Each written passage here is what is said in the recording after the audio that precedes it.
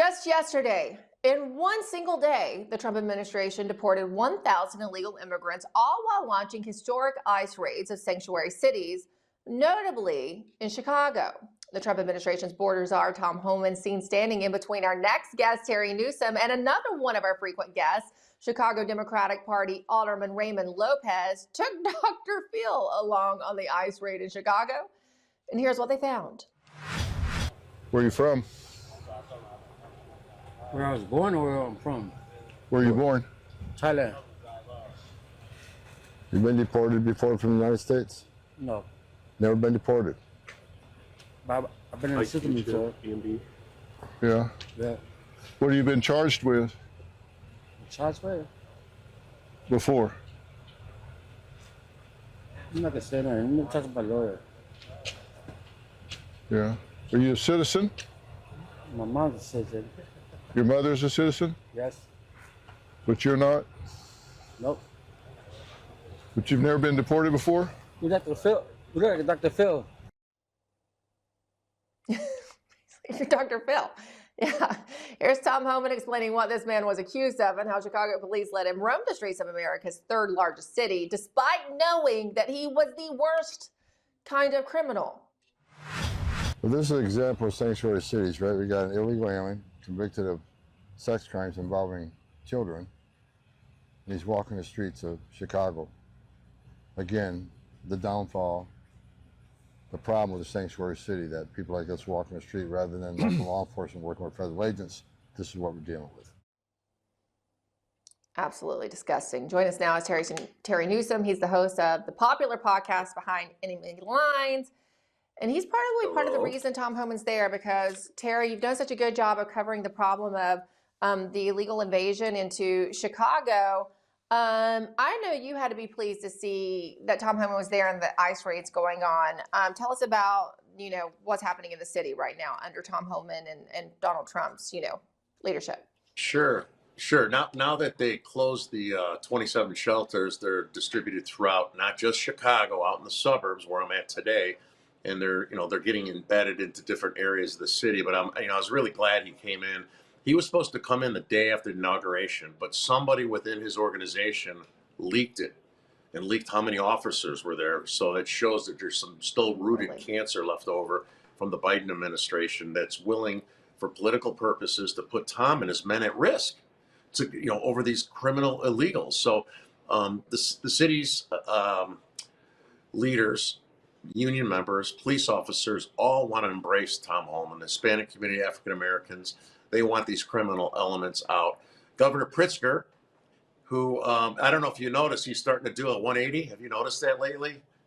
Yeah, I have. Yeah, he's the same man who told Tom he had to go through him, which would be a big feat in itself, to get to his people.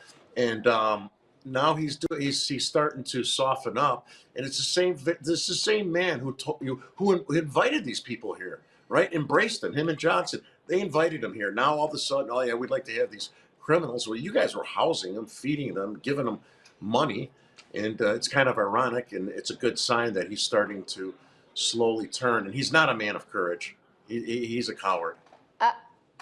Well, which was obvious when you and Ben Berquam over at RAV were asking both Pritzker and Mayor Johnson the tough questions. Let's take a listen to that. How much money was spent on protecting illegals? Governor, how much of the citizens' money was spent on protecting criminal illegals? Are you receiving any funds from cartels, sir? Are you receiving any money from the cartels? Or is Mayor Johnson receiving any money from the cartels? Should he go through you or around you? Tom Homan. Should he go through him or around him? Which is easier? I was trying to insult him. He didn't want to answer your questions. That was clear. Yeah, no, he did. It was kind of funny if you saw Rahm Emanuel in the back.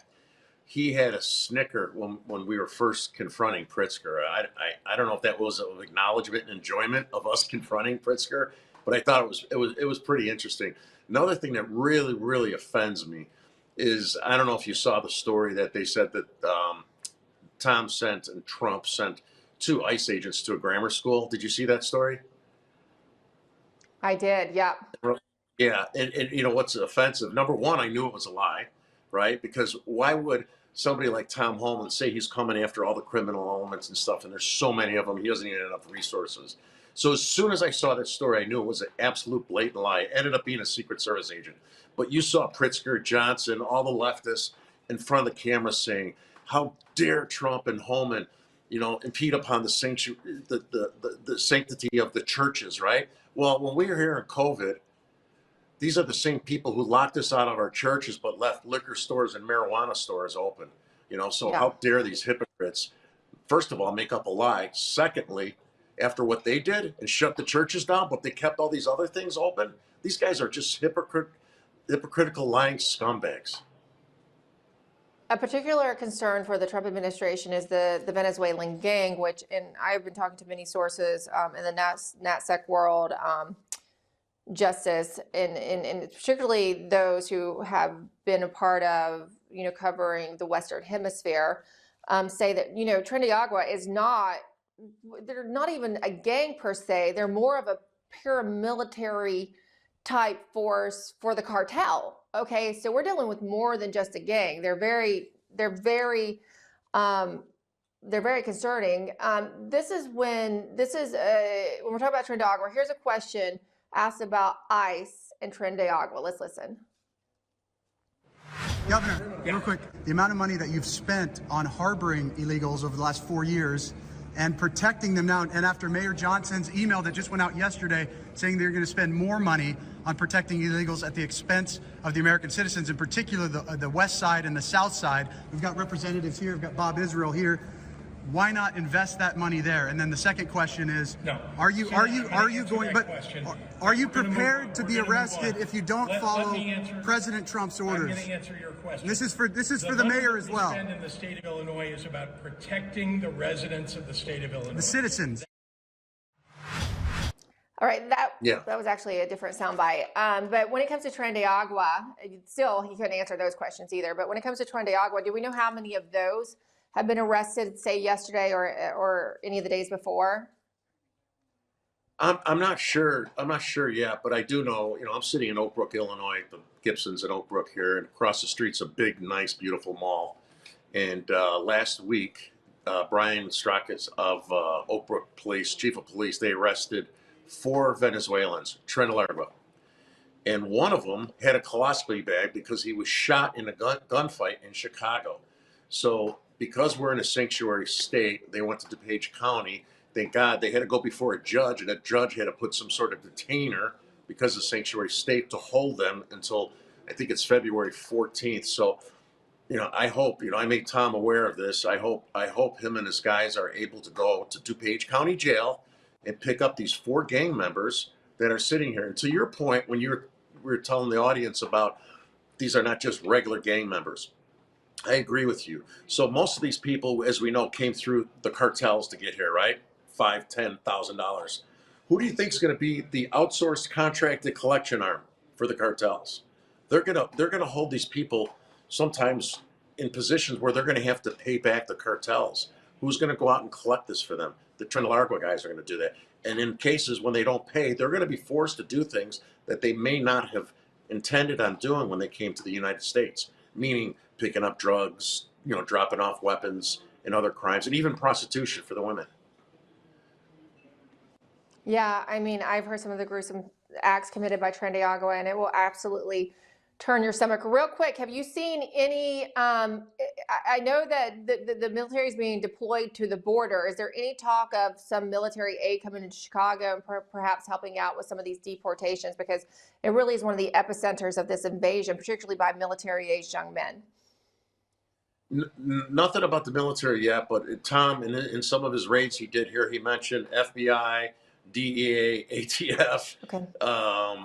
And his ICE agents. So I think what he's doing is he's utilizing the assets, the resources he has.